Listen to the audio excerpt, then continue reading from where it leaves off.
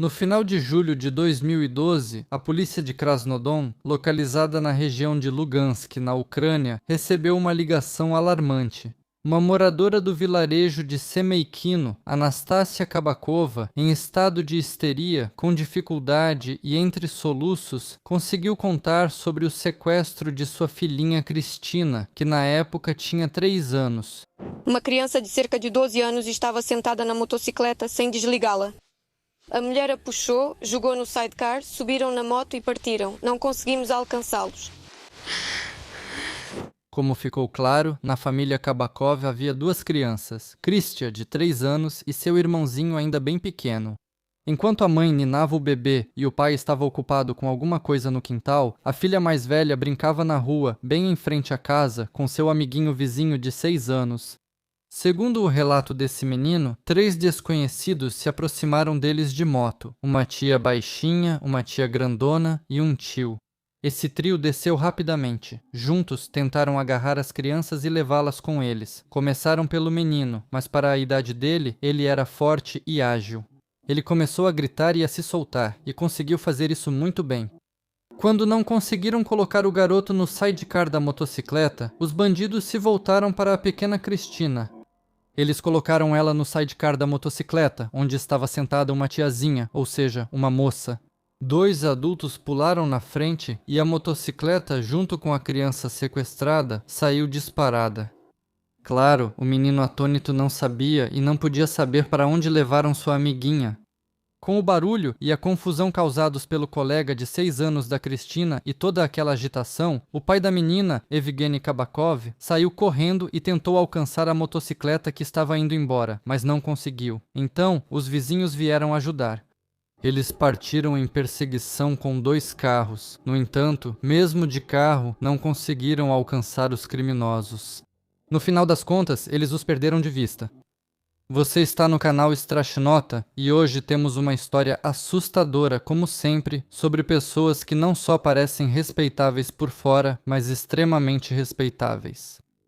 Depois que os policiais de plantão, que receberam a queixa da mãe inconsolável, entenderam as circunstâncias do caso, toda a polícia do distrito foi mobilizada. O amigo de 6 anos da Cristina foi cuidadosamente interrogado, e com base em sua descrição, fizeram retratos falados. Alertas foram imediatamente enviados para todas as delegacias e postos policiais. A cidade inteira ajudou a procurar a menina. Os pais rezavam para que sua filha estivesse viva. Na véspera, eu enterrei minha mãe e naquela noite voltamos da reunião após o enterro. Recorda Evgeny, o pai da menina sequestrada, que por vários dias não conseguia se recuperar do estresse que havia passado. À noite, estávamos sentados no quintal de casa e as crianças brincavam na rua. Eu até reparei no barulho de uma motocicleta que vinha do lado do campo. O som do motor era estranho para mim, mas não dei importância a isso, mas deveria. Os Kabakov viviam modestamente, então não fazia muito sentido sequestrar uma criança deles. Não haveria resgate. Evgeny recebia uma pensão por invalidez e fazia bicos como ajudante aqui e ali. A mãe, Anastácia Kabakova, estava de licença maternidade com o caçula. O único luxo da família Kabakov era uma velha motocicleta, desgastada pelo tempo, que Evgeny consertava em seu tempo livre. É surpreendente, mas no caso do sequestro de Cristina, foi justamente a polícia que agiu de forma clara e eficiente. Mas os moradores locais também não ficaram indiferentes. Dezenas de voluntários da Ucrânia e da Rússia ajudaram nas buscas por Cristina. Em um dia, toda a região entrou em alerta máximo. Todas as estradas da região foram bloqueadas e cartazes sobre o desaparecimento de Cristina distribuídos até a fronteira com a Rússia. Só em Krasnodon havia cerca de 300 cartazes com fotos da menina. Por mais de um dia, parecia que o Departamento Distrital de Polícia de Lugansk não dormiu. Eles investigaram mulheres que haviam dado à luz recentemente e famílias do distrito onde criavam crianças pequenas com idade aproximada à de Cristina. E toda essa atividade intensa não foi em vão. Cristina foi encontrada em apenas 26 horas. Ela desapareceu em 30 de julho, às 9 da noite, e já às 11 da noite de 31 de julho, os policiais, tendo recebido informações operacionais, entraram na casa onde ela estava sendo escondida. A surpresa dos investigadores foi enorme quando descobriram que os sequestradores eram pais respeitados de muitos filhos, bem vistos pelas autoridades. A assustada Christina foi encontrada debaixo da cama, coberta por uma pilha de trapos na casa da família Oakley, no vilarejo. Os donos da casa, uma família numerosa muito conhecida na região, afirmaram em uníssono que os policiais estavam simplesmente enganados e que a menina encontrada era sua filha adotiva, Liza. Mas logo os verdadeiros pais de Christina também chegaram lá. Ao verem sua filhinha, viva e ilesa, os Kabakov quase enlouqueceram de alívio, mas ao descobrirem as histórias inventadas pelos donos da casa sobre a criança, ficaram simplesmente chocados com tamanha mentira descarada. Svetlana Oakley, que também é mãe de muitos filhos, vendo que a situação estava tomando um rumo ruim, começou a tentar se esquivar de todas as formas, contando uma nova versão dos acontecimentos. Ela afirmava que, ainda no inverno, 2 das meninas adotadas por eles desapareceram, que alguém havia sequestrado as crianças. E agora, ela mesma, seja por vingança ou por desespero, também decidiu sequestrar a criança de outra pessoa. Nada mal, não é? Olho por olho, dente por dente. Só que um pequeno detalhe pareceu estranho para as autoridades. Por que não denunciaram o desaparecimento dos próprios filhos imediatamente? Por que esperaram meio ano? Depois, Svetlana mudou sua versão mais uma vez e contou que 2 meninas adotadas foram sequestradas por desconhecidos há 1 ano e meio. Uma fiscalização do Serviço de Proteção à Criança iria à casa deles, deixando ela e o marido muito assustados. Por isso, decidiram adotar uma medida extrema, substituir provisoriamente as crianças desaparecidas por outras na fiscalização. Como pode ser visto, Svetlana Oakley, já naquela época, se contradizia muito em seus depoimentos e inventava versões cada vez mais inacreditáveis sobre o desaparecimento das crianças adotadas. A pergunta lógica e protocolar, por que você não comunicou o sequestro das crianças a lugar nenhum, nem à polícia, nem aos órgãos de controle? Svetlana não respondeu nada. Simplesmente ficou em silêncio e dava para ver que estava pensando febrilmente no que poderia dizer. E foi então que os policiais notaram o Ilyusha, que estava brincando aos pés dos adultos. Ao verem o menino de perto, os agentes ficaram pensativos. A criança estava toda machucada, suja, cheia de hematomas e escoriações, mas eles nem tiveram tempo de perguntar o que tinha acontecido. O menino, aproveitando o momento em que sua mãe adotiva se distraiu, puxou o braço de um dos policiais e sussurrou implorando: "Tios, me tirem daqui, senão eles vão me matar." Depois dessa frase, ficou claro que algo realmente anormal estava acontecendo na família Oakley. E os policiais decidiram revistar toda a casa. Como resultado, vieram à tona coisas tão monstruosas que toda a comunidade do distrito de Lugansk ficou chocada, e depois essa história horrível ganhou ainda mais notoriedade. Tudo indicava que, em uma pequena e tranquila cidade, sob a máscara de cidadãos respeitáveis e pais amorosos, se escondiam verdadeiros torturadores e algozes de crianças. O que os investigadores descobriram ao pressionar os cônjuges e familiares da família Oakley? E por que uma família com muitos filhos precisaria de mais 3 crianças do orfanato quando já tinham filhos de sobra? Depois ainda decidiram pegar outra criança de outra família, o que é totalmente inaceitável. Havia muito mais perguntas do que respostas, e para desvendar esse enigma, os investigadores tiveram que se esforçar bastante. Todo o distrito de Shakhtyorsk admirava a família Oakley de Krasnodon, na região de Lugansk. Só mesmo quem era surdo não tinha ouvido falar deles por aquelas bandas. Svetlana e seu marido, o mineiro Alexandr Oakley, criavam com dignidade seus 7 filhos, 6 meninas e um menino. Na época dos acontecimentos que vou contar hoje, a filha mais velha já tinha 22 anos. Os Oakley levavam uma vida muito ativa, participavam de vários eventos sociais, eram presença constante nas notícias locais e estavam sempre em evidência e comentados por todos. Dava a impressão de que absolutamente todas as crianças dessa família se destacavam de alguma forma. Todos eram talentos excepcionais. Eles eram laureados e vencedores de vários concursos e festivais, competições e eventos desse tipo. A mãe da grande família, Svetlana Oakley, também não ficava atrás de seus filhos. As pessoas comuns ficavam impressionadas com sua energia e entusiasmo. A mulher escrevia contos infantis, publicava-os de forma independente, mantinha redes sociais, compunha músicas e até organizou o conjunto familiar de canto e dança Oakley, que sempre se apresentava em festas, concertos e outros eventos em nível municipal e distrital. Em 2003, a administração local concedeu à família exemplar com muitos filhos um apartamento de 5 cômodos em Krasnodon, para onde a numerosa família se mudou de um pequeno povoado suburbano com o nome simbólico de Semeikino. Em 2007, Svetlana Oakley recebeu o título de mãe heroína. Depois de mais alguns anos, Svetlana e seu marido chegaram à conclusão de que faltavam homens na família e decidiram adotar um menino. Naquela época, eles ainda não tinham um filho biológico. O menino do orfanato que eles gostaram, Ilya, nascido em 2005, havia sido colocado nessa instituição alguns meses antes junto com suas 2 irmãs mais novas, Katia, que tinha 2 anos, e Lisa, que tinha 4. Era proibido separar irmãos biológicos, então a família Oakley, sem pensar muito, assumiu a guarda dos 3. E em janeiro de 2012, Svetlana deu à luz o 7º filho, um tão esperado menininho. E ao todo, nessa família unida, agora havia 10 crianças felizes, 7 biológicos e 3 adotados. No entanto, na realidade, tudo acabou sendo bem diferente, ou melhor dizendo, totalmente diferente do que parecia na capa. Quando começaram a investigar como era a vida das crianças adotivas e até mesmo dos filhos biológicos de Oakley, muitas surpresas vieram à tona. Em primeiro lugar, ficou claro que quase ninguém entre os conhecidos, parentes e vizinhos sabia realmente da existência das crianças adotadas. Ilya, o mais velho deles, ainda era visto de relance, mas quem era esse menino e de onde ele vinha, Svetlana não contava a ninguém de fora. Poucas pessoas tinham acesso à casa deles.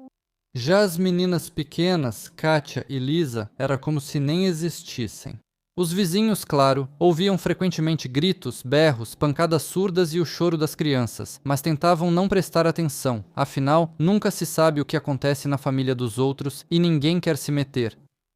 As pequenas não foram matriculadas na creche, não eram levadas para passear e as meninas nem sequer foram à clínica do bairro uma única vez depois de serem adotadas. Mas essa situação com as crianças adotadas pela família Oakley não incomodava nem um pouco as autoridades locais.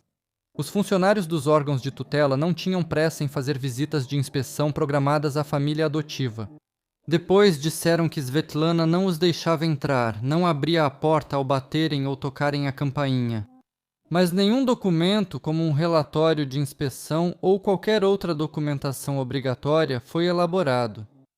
E as informações sobre a situação da família também não foram enviadas do departamento de tutela para o departamento de polícia responsável por menores. Ela era famosa demais, diziam depois no comitê executivo da cidade de Krasnodon, ou pelo menos se considerava assim, uma verdadeira estrela, sem dúvida. A família realmente era uma família modelo para a cidade, por isso recebia muita atenção. As crianças sempre ganhavam presentes e passavam férias em Artek. Svetlana Oakley nunca agradeceu a nenhum dos funcionários pelo auxílio prestado, nem pelas viagens, pagamentos em dinheiro ou outros incentivos. Ela provavelmente achava que esse era nosso dever e, independentemente do que fizéssemos, nunca era suficiente para eles. Uma família estranha? Foi assim que muitos vizinhos do prédio onde moravam caracterizavam a família Oakley. Eles tinham muitos filhos, mas raramente eram vistos no pátio ou no parquinho. Quase nunca saíam para brincar, como as outras crianças. Mesmo quando nasceu esse último bebê, ninguém viu alguém dessa família passeando com um carrinho de bebê. Os filhos deles, mesmo quando apareciam na rua por acaso, andavam como sombras, nem cumprimentavam, simplesmente passavam direto. Svetlana também evitava cumprimentar. Depois de adotar o trio de crianças, a família Oakley continuou participando ativamente da vida comunitária, como antes. As crianças dessa família numerosa cantavam e dançavam em todos os lugares. Parecia que a família conseguia estar em todos os lugares ao mesmo tempo. O menino mais velho adotado também se juntou ao conjunto familiar. Ele também era visto periodicamente em eventos da cidade. Mas nunca ninguém viu suas irmãs mais novas. Svetlana me ligou uma vez, disse que precisava de um conselho. Contou aos repórteres Helena Trofimenkova, enfermeira distrital da Hospital Infantil de Krasnodon, que veio junto com o menino. Isso foi em 2011. Eu conheço muito bem todas as crianças dessa família. Todo o tempo em que eles moraram em Krasnodon, eu os visitava. Mas essa era uma criança que eu não conhecia. Svetlana contou que o adotou e não quer que mais ninguém saiba disso. Ela disse que é melhor o menino se acostumar primeiro, para que ninguém aponte o dedo para ele ou o traumatize. Fizemos um novo cartão para ele. Eles deram a vacina e depois vieram mais algumas vezes. Mas Svetlana nunca sequer mencionou que, junto com o menino, ela também levou 2 meninas. Ninguém sabia disso, nem os vizinhos do apartamento, nem as famílias que moravam perto no vilarejo, onde a família Oakley tinha uma casa antiga usada como casa de campo, viram as meninas novas. Todos os vizinhos afirmavam em uníssono que nem mesmo os próprios filhos de Svetlana saíam do quintal sem ela. Eles nem deixavam os próprios filhos saírem, proibiam que brincassem sozinhos, eles tinham um limite, só isso. Eu nem sabia que eles tinham filhos adotivos, contou a vizinha Lyubov Paramzina. Foi assim que os vizinhos, que moraram muitos anos ao lado da família Oakley, só em 2012, após a prisão do casal, perceberam que não sabiam absolutamente nada sobre essas pessoas conhecidas. Nitivo. A família era totalmente exemplar. As crianças estavam sempre arrumadas, pareciam bem. Mas, ao mesmo tempo, os Oakley sempre viveram de forma isolada, quase não conversavam com ninguém, não mantinham relações de amizade e nem cumprimentavam os vizinhos mais próximos. Lídia Naumovna, que morava no terreno ao lado, no vilarejo de Semeikino, sendo que apenas uma cerca separava sua casa da casa da família Oakley, contou aos jornalistas.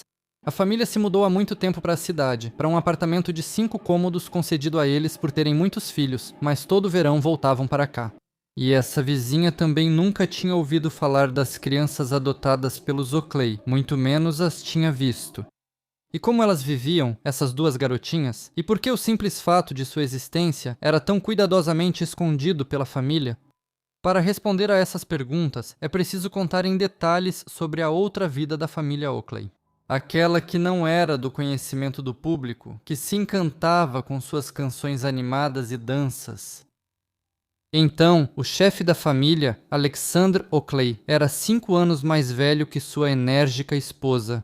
Mas a líder dessa família era justamente ela, Svetlana. Ninguém ousava contradizê-la ou desobedecê-la, nem mesmo o marido. Desde o início, ele era contra a adoção dessas 3 crianças. Simplesmente não via necessidade nisso. Naquela época, já tinham 6 filhos próprios. Mas Svetlana insistiu, e claro, sua motivação não era um amor altruísta pelas crianças desamparadas, nem o desejo de ter mais homens na família. É que naqueles anos, por adotar 3 crianças de uma vez, pagavam uma quantia considerável de 36 mil hryvnias. Isso foi o fator decisivo. Além disso, famílias adotivas com muitos filhos tinham direito a apoio financeiro na forma de pagamentos mensais, que também não eram ruins. Obviamente, uma mãe com muitos filhos não precisava dos filhos dos outros. Ela não sentia nem amor, nem pena ou compaixão por eles, por isso os tratava com muita severidade.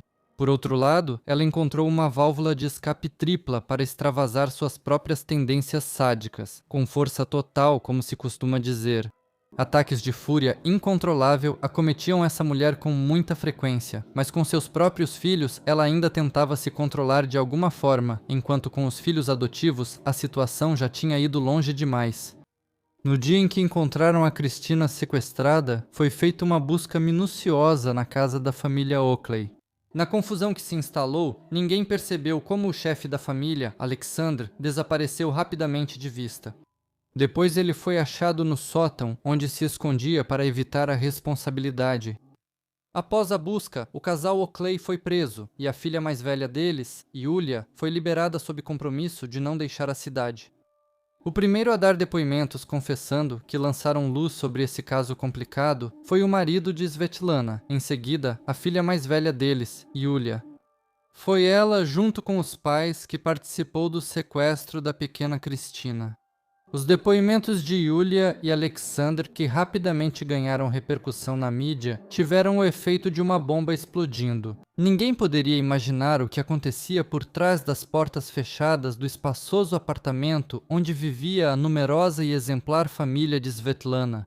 A verdade chocante sobre a verdadeira face da mulher, que se escondia sob a máscara de uma mãe amorosa e bem-sucedida de muitos filhos, surpreendeu a todos. Aconteceu que, no dia a dia, Svetlana era uma verdadeira tirana e abusadora, e não dava trégua a ninguém, nem ao marido, nem aos filhos.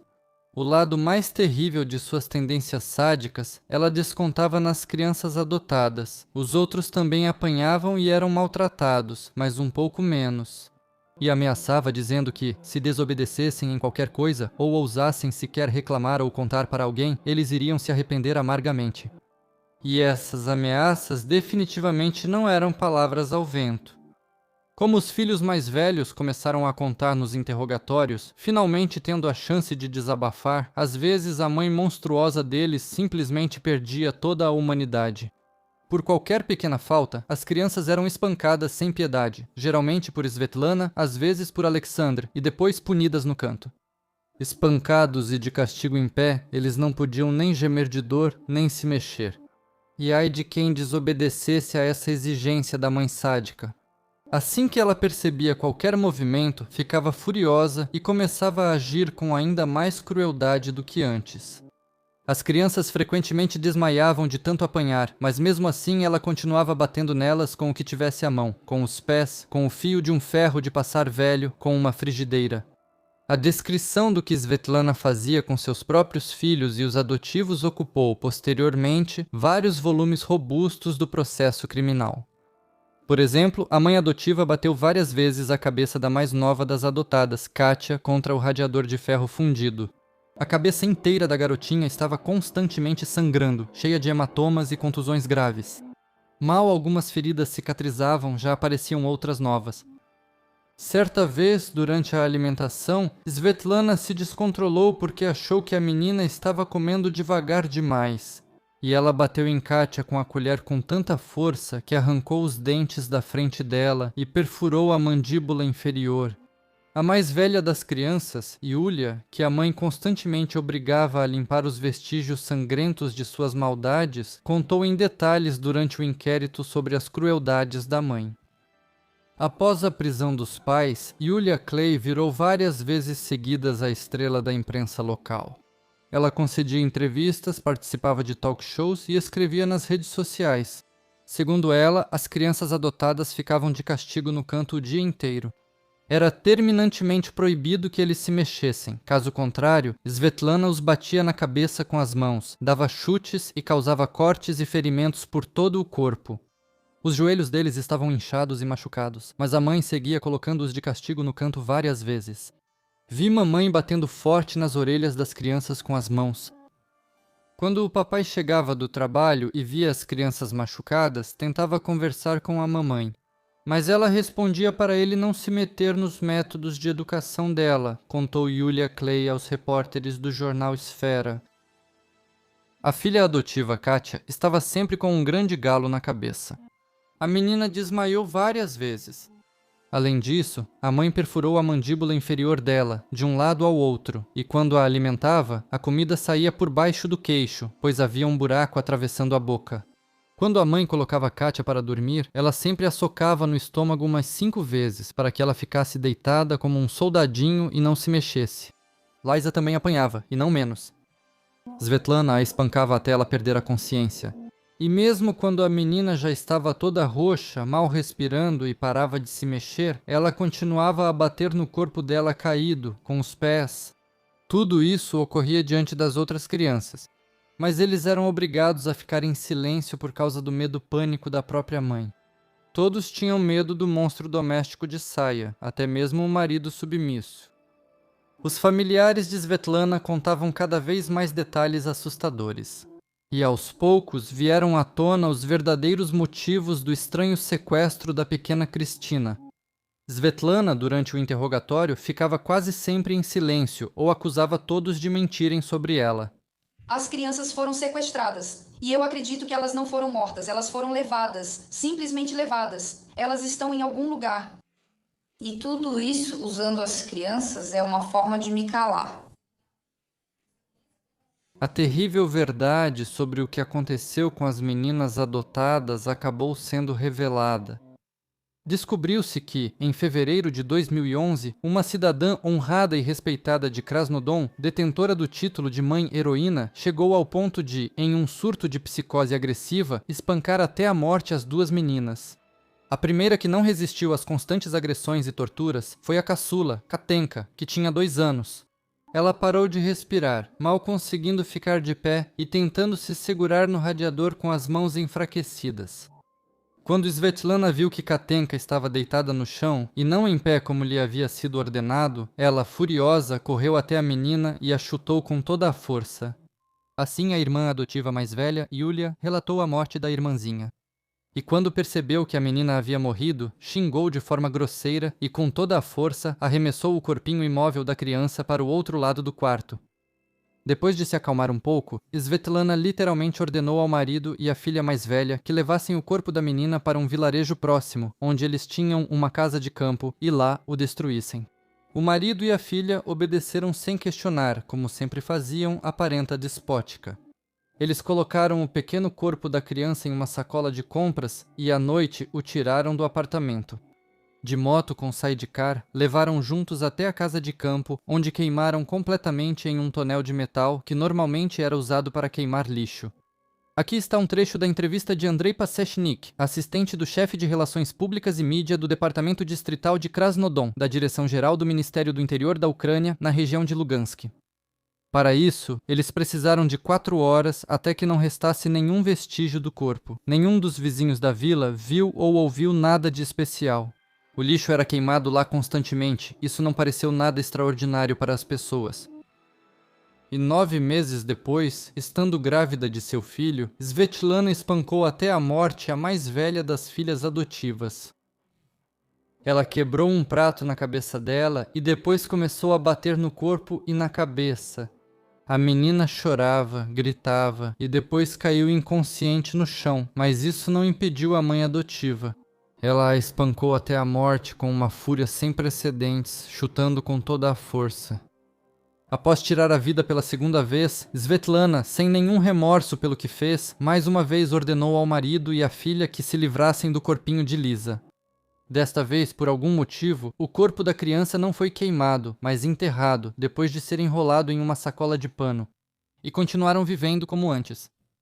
Por isso, ninguém via as meninas adotivas. Com uma, a nova mãe se livrou pouco mais de 1 mês após a adoção, e a segunda durou um pouco mais, quase 11 meses. Quando vieram a público as circunstâncias da morte de Katia e Lisa, os moradores do distrito de Lugansk faziam sempre a mesma pergunta: onde estavam os órgãos de proteção à criança? Como contou aos jornalistas o já mencionado Andrei Pasechnik, os funcionários do Serviço de Tutela e Curatela do Executivo Municipal de Krasnodon, em 1 ano e meio, não se deram ao trabalho de saber como as crianças adotadas estavam vivendo na família adotiva. E, de acordo com a legislação ucraniana da época, o controle sobre as crianças nas famílias adotivas, com visita ao local de residência, deveria ser realizado pelo menos 1 vez por ano nos primeiros 3 anos. Os órgãos de controle acabaram admitindo, afinal, que não prestaram a devida atenção. A família Akleia parecia tão bem ajustada por fora que isso fez os funcionários baixarem a guarda. Quem poderia imaginar que uma mãe várias vezes condecorada com o título de mãe heroína seria capaz de algo assim? Eles apenas davam de ombros. A chefe do Serviço de Assuntos Infantis da administração local, Raíza Rodina, declarou com razão aos jornalistas: "Eu não isento os assistentes sociais de responsabilidade. Sem dúvida, a culpa é nossa. Tiramos a conclusão de que precisamos verificar tudo com mais cuidado. Mas afinal, todos viram isso. Os vizinhos, o policial do bairro, até o mesmo pediatra. Mas por algum motivo, nenhum sinal foi dado. É bem provável que os assistentes sociais não quisessem sair do centro para ir até o vilarejo só para verificar se as crianças estavam bem quando elas moravam na casa de campo. Por algum motivo, eles também não visitaram as crianças no apartamento da cidade. No entanto, as estranhezas não param por aí. A investigação constatou que as crianças, que já estavam mortas naquele momento, foram vacinadas com sucesso em maio de 2012, de acordo com o calendário de vacinação. Imediatamente surgem certas conclusões sobre o sucesso do trabalho dos profissionais da área da saúde. Mas em julho de 2012, os funcionários da assistência social aparentemente se lembraram de suas obrigações profissionais e ligaram para Svetlana Oakley, informando-a de que pretendiam fazer uma visita de inspeção. Essa ligação foi o ponto de partida para que Svetlana elaborasse um plano engenhoso. Ela pensou: já que não podia mostrar as meninas verdadeiras aos inspetores, precisava encontrar uma substituta adequada para elas. Caso contrário, o quê? Prisão. E Svetlana, por algum motivo, não pretendia ir para a prisão. Além disso, uma inspeção bem-sucedida garantiria que ela continuasse recebendo benefícios sociais pelas crianças que já estavam mortas. O que os Oakley planejavam fazer com as crianças sequestradas depois, não se sabe. Presumivelmente, elas teriam permanecido para sempre como duplicatas das meninas mortas, a menos, é claro, que tivessem o mesmo destino terrível. Foi assim que o rapto da pequena Cristina foi organizado para usá-la no lugar de uma das meninas mortas. Mais tarde, Svetlana planejava conseguir uma segunda garotinha em algum lugar. Quem iria investigar a fundo nos órgãos de proteção à infância? Tem uma criança e pronto. Principalmente porque crianças pequenas mudam tanto com o tempo que ficam quase irreconhecíveis. O sequestro das crianças foi cuidadosamente planejado por Svetlana. Ela mesma percorria as ruas dos povoados vizinhos procurando crianças adequadas. Para que ninguém a reconhecesse, já que ela era quase uma celebridade nesses lugares, a mulher amarrava um lenço bem baixo na cabeça. E seu marido Alexander, junto com a filha Yulia, percorriam a região de moto. Logo eles encontraram um lugar adequado justamente naquela vila onde já haviam morado antes. Na periferia de Semeikino ficava na época a rua Yamovskaya. Logo após a curva começava um campo. Aqui, as crianças locais sempre se reuniam ao ar livre.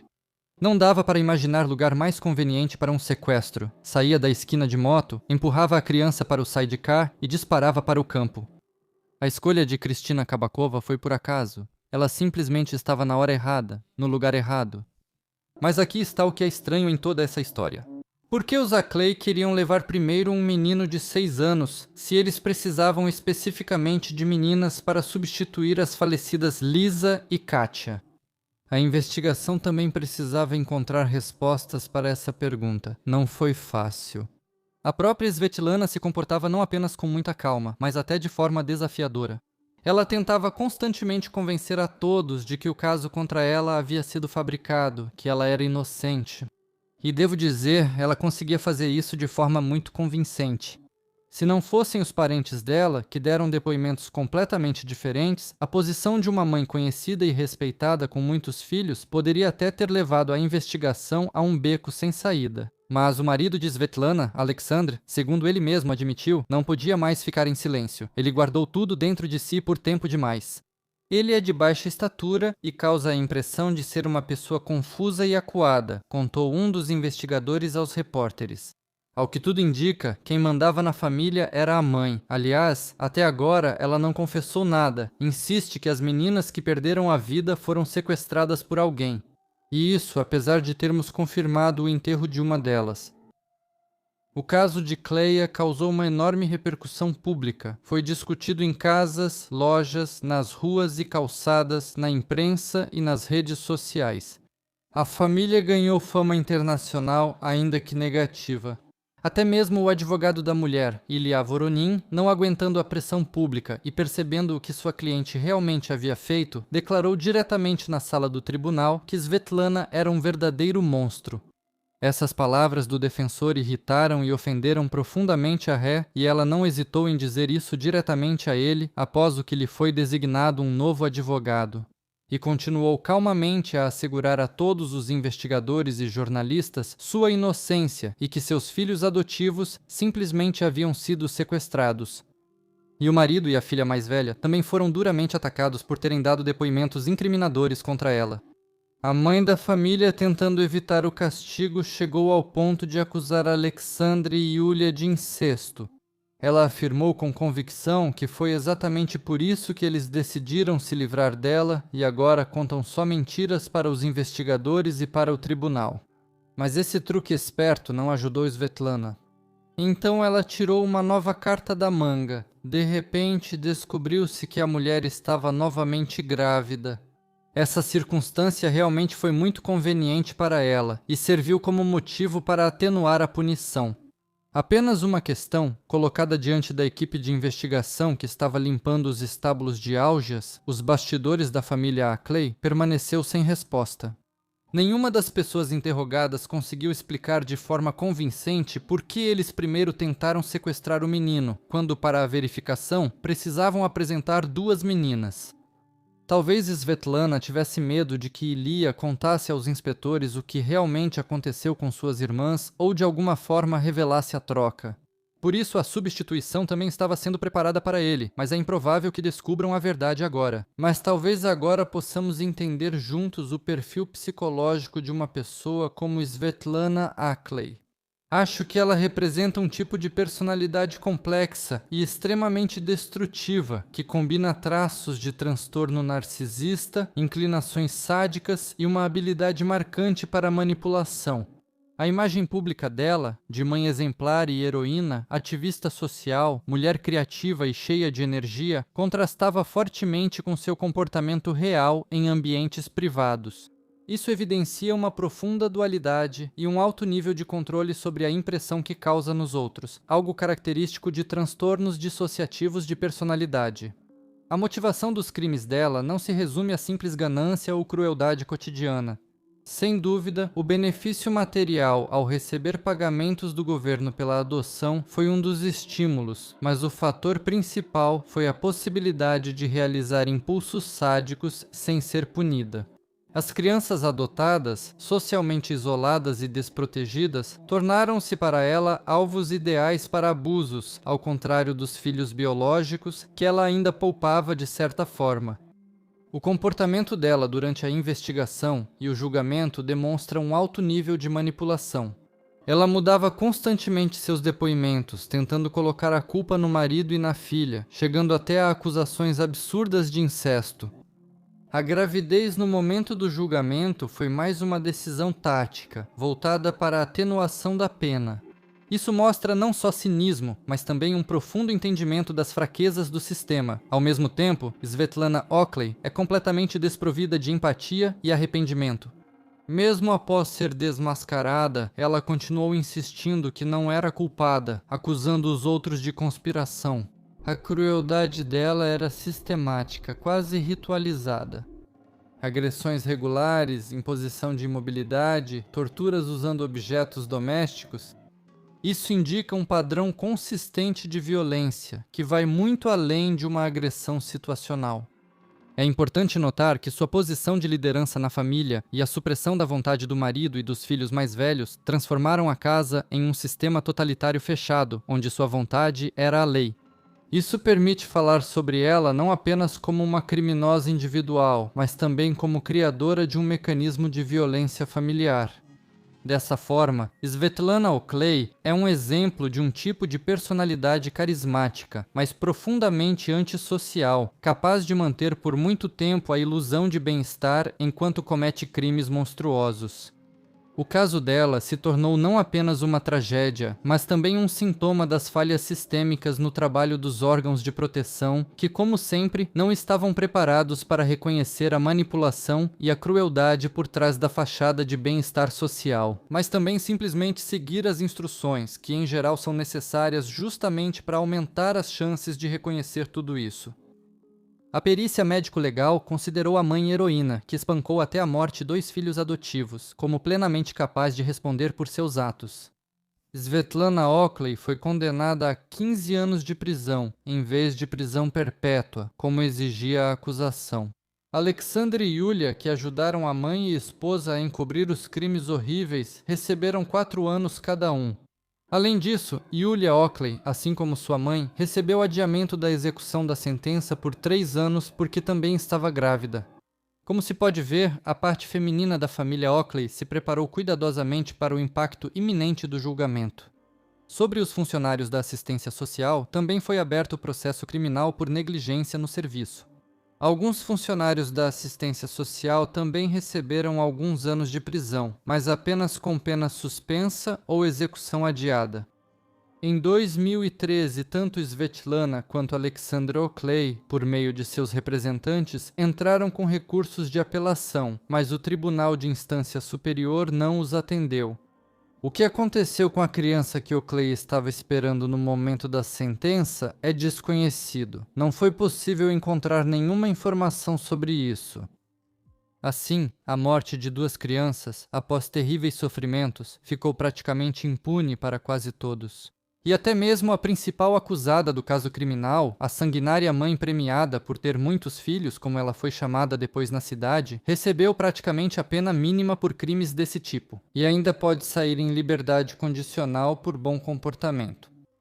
Na leitura da sentença, nenhum dos filhos de Svetlana e Alexander estava presente. 4 deles, que ainda não tinham atingido a maioridade, foram enviados para um orfanato na região de Lugansk. Lá também voltou a ficar o adotado Ilya, o único sobrevivente daqueles 3 que a família Oakley levou do abrigo. Nenhum dos filhos maiores de idade de Svetlana e Alexander quis assumir a guarda das irmãs biológicas, e como depois contaram os funcionários da colônia onde Svetlana cumpre pena, nenhum dos filhos visitou a mãe nenhuma vez. De acordo com as últimas informações, já em 2 anos, em 2027, Svetlana pode sair em liberdade condicional. E o que você acha sobre esse caso? Deixem seus comentários, curtam, não curtam e assistam a outros vídeos do canal agora mesmo nas telas finais aí na sua tela.